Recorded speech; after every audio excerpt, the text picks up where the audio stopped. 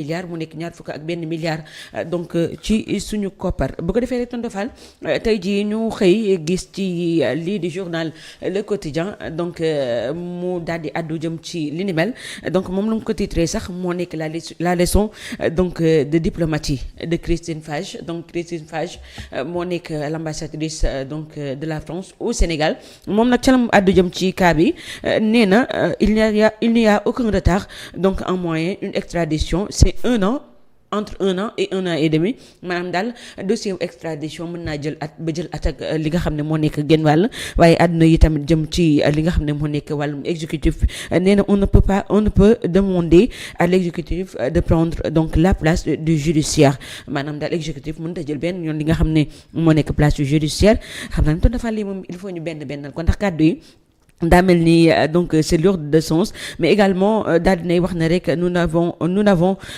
avons une dizaine donc de demandes d'extradition avec le Sénégal dont la plus vieille date de 2022 nee na extradition bi nga xam ne ñoom yàgg nañ koo laaj ba ca gën a yàgg nag ba nga toll ci li nga xam ne moo nekk atum 2022 mais également beneen point boo xam ne rek àddina jëm ci nee na nos demandes d'extradition portent principalement sur des crimes de sang ou des trafics maanaam la ñuy demander daal ñi nga xam ne seen ay doom lañ ñu daal di nekk ci réew mi ñoom ñooñee ñëpp liñ leen di toppee tey moo nekk ñi nga xam ne dañoo fat bakkan mu nekk crime de sang wala lu jëm ci wàllum trafic la mu ko jeexalee nag tonton Fall jëm na ci kaawu Madiambal Diagne nee na Madiambal Diagne donc dañ koy toppee pour des faits délictuels et non criminels maanaam daal Madiambal Diagne crime lañ koy toppee du maanaam fat bakkan lañ koy daal di toppee waaye mbirum koppar lañ koy daal di toppee ba pare mu daal di ci boole nag nee na il y a une grande différence loolu nekk kàddu yu nga xam ne rek Christine Fage nekk l'ambassadrice de la France au Sénégal àdduna jëm ci le dossier de Madiambal Diagne. Ma sœur adorée, elle s'est trompée de tous bords. Elle n'a absolument rien compris. D'accord. Être une ambassadrice, ça veut dire que vous êtes une porte-parole de la justice française. Elle s'est totalement et entièrement trompée. C'est pas de son rôle d'être un porte-parole de la justice française. Ce qu'elle a dit est extrêmement grave. C'est-à-dire que son problème, son cas, sa période, ce qu'elle parlait, oui. Elle croit jusqu'à présent le Thiaroye 44. 1944. C'est ça qu'il voulait nous faire réveiller. Elle n'a absolument rien compris. Ce qu'elle a dit est hors de portée de la vérité. On a dit que Madiambal a pris 21 milliards. Oui. À ce moment-là, la grande dame ignoble qui parle de délit. Pour elle, c'est un délit, mais pour nous, c'est un crime. D'accord. Pour nous, c'est un crime. Madiambal est une grande personnalité, un homme politique, un journaliste de hors pair, chef d'entreprise. Oui. Il n'est pas comme ces racailles-là, qui sont des drogués, les tueurs qui sont venus se réfugier au Sénégal. C'est pas la même chose. Il faut qu'il arrête ces sottises-là. Le Thiaroye 44 est banni. Le 14 et 18 est banni. Le tas de Tamango est banni. Je vais vous dire une chose très claire et très précise. Oui. Ce petit ambassadeur-là, qui n'a qu'à s'arrêter ce sottises-là. D'accord. S'il veut rester ici au Sénégal, qu'elle doit se taire, qu'elle n'a qu'à faire son travail. Mais elle ne peut pas être une porte-parole de la justice française. Ce n'est pas de son rôle. D'accord. Ce n'est pas de son rôle qu'il arrête ces choses-là. Si elle continue comme ça, elle verra les dégâts et les conséquences. Elle n'a absolument rien compris. Ce qu'elle a dit est très grave. Elle nous a menacé. Elle nous a fait le mal. Elle voulait réveiller le Thiaroye 44, le tas de Tamango. Mais ça ne passera pas. Ce qu'elle a dit est extrêmement grave. Qu'elle prenne ses responsabilités. Si elle continue comme ça, elle va quitter le Sénégal très bientôt. Le Sénégal, c'est un pays souverain, libre. Elle est tellement petite pour nous dire ce que nous devons faire demain ou après-demain. Ce n'est pas de son rôle. Ce n'est pas de son rôle. Le temps de Paquebot est parti. Les bateaux, comment il s'appelle encore, la porte sans retour est partie. Si elle continue comme ça, la petite dame là, elle verra que ça ne passera pas. D'accord. Qu'elle n'a qu'à arrêter. Madiambal Diagne est un délinquant. On dit que Madiambal Diagne est un délinquant. Il a fait des faits de délinquance. On doit le traiter comme un délinquant. Je ne veux pas dire que Madiambal Diagne a pris notre argent. Mais on l'a convoqué, il est parti. C'est un fiard. Une simple, comment elle s'appelle, ambassadrice, parallèle de devant de Madiambal Diagne. Mais elle est où? Elle croit que jusqu'à présent, De Gaulle est là. Le commandant Lamy est là. Georges Marchand est là. C'est ça qu'il croit. Le capitaine Canard est là. Non, elle n'a absolument rien compris. S'il continue à faire comme ça, il verra les dégâts et les conséquences. Qu'elle n'a qu'à prendre sa responsabilité. Il n'a qu'à faire son travail. On l'a pas empêché de faire son travail. Mais quand il rentre dans des sottises là, oui. Elle verra que les dégâts et les conséquences. Je vous dis une chose très claire. Oui, comme quoi? Na yam ci kudru ñu wax ko ci gayet. Du nekkul porte-parole justice française. D'accord. Simple kii la ambassadrice oui. na yam ci boppam def lañ ko war a def loo bu demee nag bay tolloole Madiambal Diagne ak ces racailles là les poulets mouillés là gannaaw tooy yi ces délinquants de hors pair là les tueurs là Madiambal Diagne n'est pas un tueur mais ce qu'il a fait est extrêmement grave d'abord Madiambal Diagne a fait 2 torts. man nag ban. Madiambal Diagne nen ñu jël na suñu xaalis. oui. ñu topp ko ci mu daw ñu war ko topp ci ñaari cas une petite ambassadrice qui ose de lever le ton. Tu sais que Lat Dior c'est mon grand-père. D'accord. Il avait dit ginaar gu tooy moom du ko rey kon ginaar gu tooy di ñëw Sénégal di ma diriger man Fall Mao. C'est la première et la dernière fois. Oui. Qu'il parle aux intérêts de Madiambal Diagne. Ce qu'il a dit est extrêmement grave. Elle n'est pas une porte-parole. C'est une dame qui travaille pour un État. Qui doit rester dans ses limites. Mais ce qu'il a dit est très grave. Très grave. D'accord. Je demande poliment et bellement qu'il quitte le Sénégal. Qu'il est temps qu'il quitte. Parce que ce qu'il a dit est extrêmement grave. On ne peut pas continuer avec les trois là. Lu leen neex wax lu leen neex def. Mënul nekk. Lu leen neex wax lu leen neex def. Maa ci que man lay tontu. parce que li wax dama ko gëm. nan la lay tontu dama ne mënut a toog Madiambal Diagne mënut a toog France moom mi toog fi Sénégal. oui. dama ko gëm. loolu laa gëm man lay tontu man dama ni moo doon ginaar tooy sax bu nekk comme mbokkam comme ay kilifaam su ma dee du ma tiim moom. naka arrêté ces choses là na ci limité ci ay fonctions. D'accord. C'est une simple ambassadrice. Elle n'est pas du baron c'est une simple sujet ici au Sénégal na ko xam suñu diggante ak suñu citoyen yoonam nekku ci na régler problème ak citoyen. alors c'est délinquant la lañ def ñoom. ba ñëw Sénégal daw ñëw Sénégal. Madiambal Diagne dafa am passeport. oui. Madiambal Diagne dafa am visa. kan moo jël visa bi France. kan moo jël visa du France. kon France est responsable ñoom ñi ñëw fi amuñu visa parce que Sénégal réewu teranga la. oui. les délinquants français la fii la ñuy ñëw les délinquants français fii la ñuy ñëw parce que xam nañu fi amul visa ñun ñu am un pays légalement constitué par le sens de l'honneur à la patrie mais mu joxul droit nous sommes un état sématisé une dame comme elle qu'elle ne devait même pas mériter de se présenter ici au Sénégal a le kilo d'attaquer les Sénégalais et de le menacer. Ça ne passera pas, ma chère. alors qu'est-ce qu'on pourrait comprendre lan rek la ñu war a mën a jàppandi ci kàddu yi nga xam ne jëmale ne ko ci wàllum exécutif ak li nga xam ne moo nekk judiciaire ginnaaw nee na on ne peut pas donc demander à l'exécutif de prendre la place donc du judiciaire tey lan la ñu mën a dégg Tendo Fall ci kàddu yi ni mel. kon kay yey na boppam lu ca yoonam daa war ne sama yoon newu ci. oui. moom exécutif la bokk représentant exécutif la. yoonam nekk ci judiciaire lu mu war a wax sama yoon nekku ci. oui. c'est ça qu'elle devait dire. moo ko waxal boppam de. nan lay porter volontaire pour nekk une avocate wala une porte-parole de la justice française c'est pas de son rôle là elle a dit que la justice sénégalaise est très libre mun leen imposer lu mu ta nekk. oui loolu la wax non pourquoi ma ciy wax moom te exécutif la nekk c'est une ambassadrice. ambassadeur fu mu bokk exécutif. oui envoyé ko envoyé du ministre des affaires étrangères moo ko envoyé ministre des affaires étrangères moo du exécutif la bokk. oui na arrêté.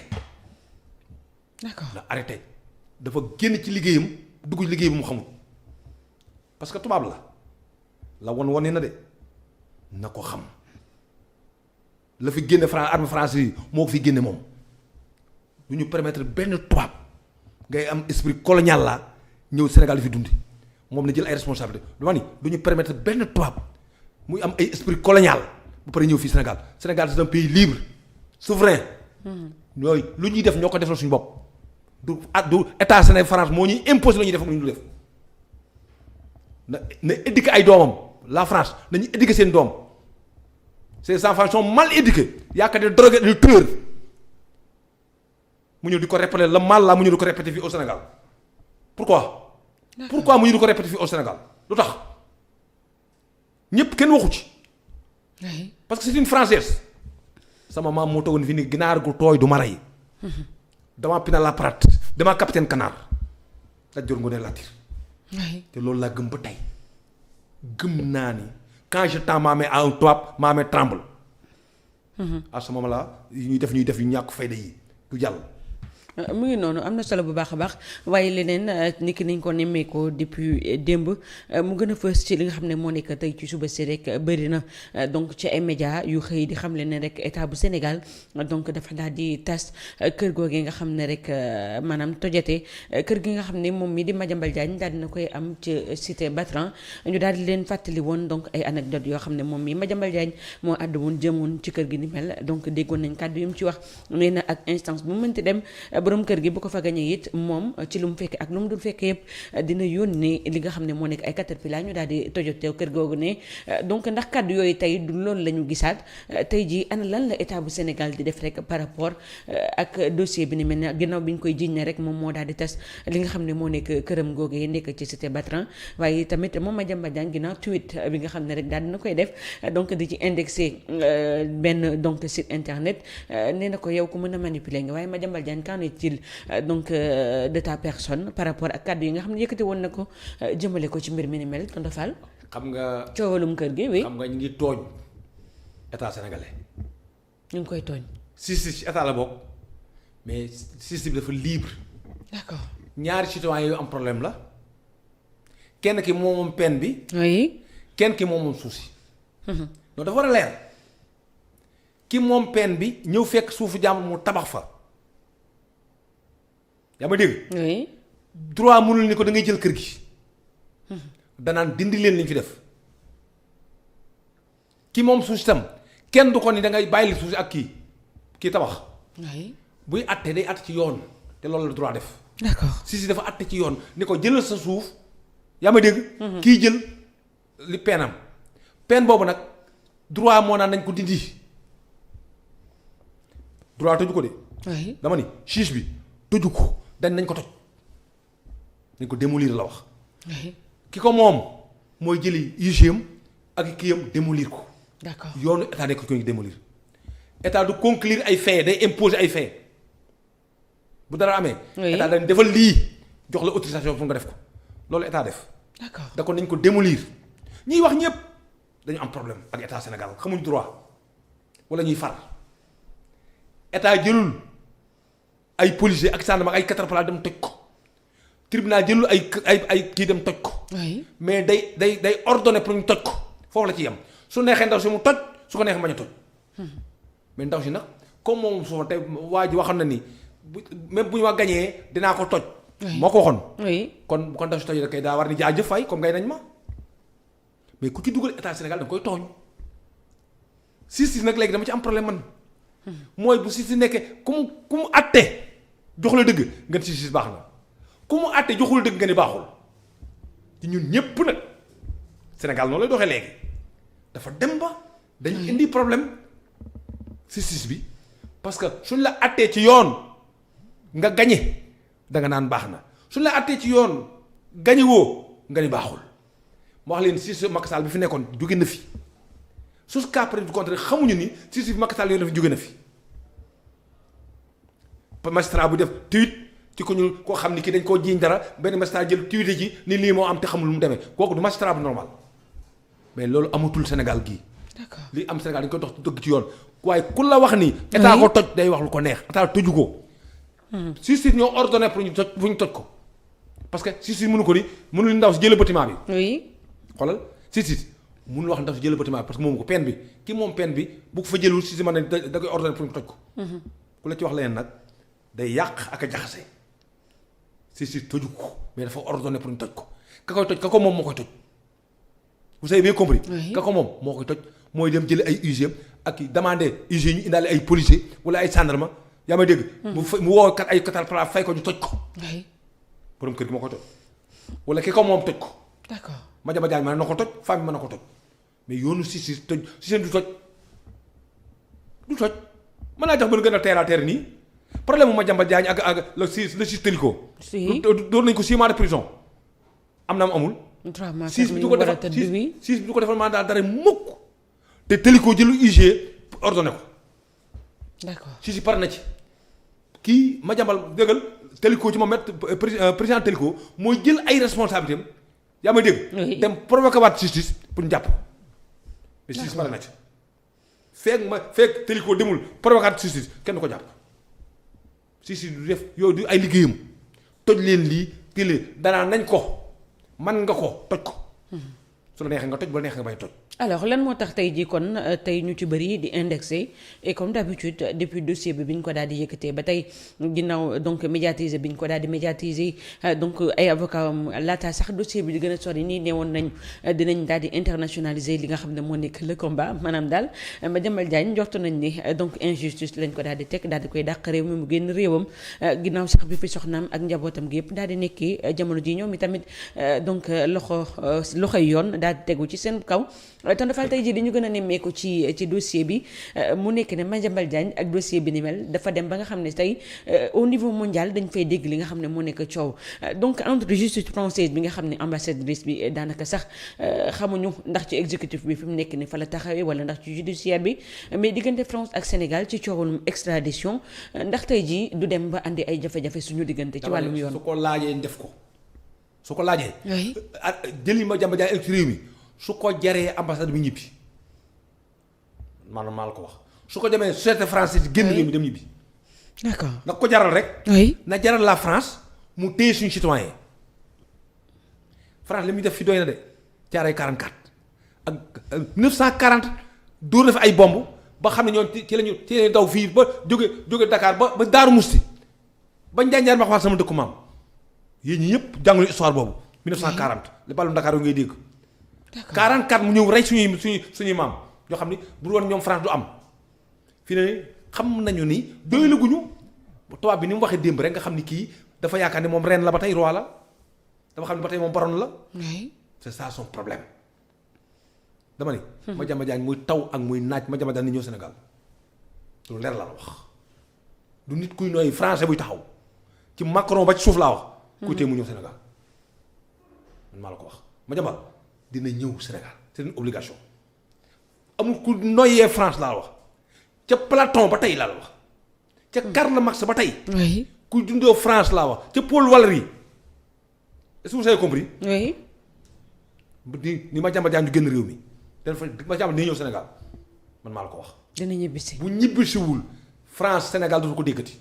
mais est-ce que lii ñu commencé dégg ci wàllum extradition bi parce que moom ambassadrice bi mu ngi naan depuis 2022 donc demande d'extradition bi ci gën a yàgg 2022 mu mel ni day daal di fàttali. lu tax waxuñu ci woon ñoom. d'accord loolu aussi nekk lu ñu jaaxal. lu tax waxuñu ci woon ñoom ñun li ñu intéressé mooy suñu cas seen cas man intéressé wuñu ndax seen cas ñoo ko war a plaider ñu suñu cas mooy Madiambal Diagne dañu ko war a plaider suñu cas mooy Doro Gueye dañu ko war a plaider. vous avez compris. oui seen cas nag avec seen délinquants yi ñëw fii c'est leur problème seen criminels yooyu wax noonu c'est leur problème du suñu cas ñun kaam la na ko régler qu'elle nous laisse avec nos temps ñoo cas ñu régler ko suñu bopp. mais njort nga est-ce que njort nga ne Madiambal Diagne réewum France dina ko bàyyi mu ñibbi si. dama ni diggante bi mu nekk. ci Macky Sall ak Macron ak Madiambal Diagne ñoo bokk même catégorie Madiambal Diagne bu ñu koy jàpp di jàpp Macky Sall te bu ñu jàpp Macky Sall di jàpp Macron. parce que société française la. oui LSD Project. dama ni. oui société française la lan moo ko jox Demba Diagne kon lan moo ko jox marché yi amul sax appel d'offre nga yaakaar loolu Macron mën na ci génn Macky Sall génn ci. oui non arrêtons ñaata président France noonu ñëw jël xaalis sa africain di ko yóbbu problème Kadhafi moo ci mujj ni ba waaj a rey ko. sa gars qui est le délinquant qui est en prison moo ci mujj. oui ñaata Gbagbo ngi nii ni ko France def ak ñeneen ak mu ni ko tudd fii tey ñu ngi rey Thomas Sankara ngi nii Modibo Keïta ñoom ñu ngi nii gars yi yëpp ngi noonu. lan la leen fi dalee tout ku bañal France jëlee fi Cheikh Touré ngi nii ku bañal France jëlee woon fi te loolu dafa jeex ba tey nag France xamul ni loolu jeex na ba tey France xamagul ni bopp sa bopp la. oui wala France bu xamoon loolu dina dal avec ces maguettes là yi nekk Saly gii xam ni kenn wu fee fanaan j'ai toujours contesté la présence des vieillards les gaillards là les vieillards là ay 100 ans 70 xam ni elles sont en phase de déclin ñu indi leen fii ñu dëkk fii dama ni musuma ko nangu te duma ko nangu. dama koy réfugié sama réew. dama koy lànk màgget tubaab bi nekk fi dañu war a ñibbi lu ñu leen fi téye lu ñuy jariñ dara ah c'est la pourriture là on le laisse comme ça ñu def lu leen neex di wax lu leen neex di def lu leen neex Sénégal yëpp teg seen bët yoo xam ne ils sont plus productifs production néant zéro loolu doy ci réew màgget yu bari yi bu nekk ci réew mi yàq réew mi la ñuy def màgget tubaab yi les rats de gargote là bu nekk ci réew mi yàq réew mi la ñuy def pourquoi ñu bàyyi leen ñëw France Sénégal dafi dëkk depuis Senghor ba tey dama ni daa war a jeex que ça soit dafa war a cesser man loolu laa gëm tàkkati loolu bu cessewul on peut avoir des problèmes. Voilà. D'accord mu ngi noonu bu ko defee rek toujours avec le même dossier xam naa ne dañ koy daal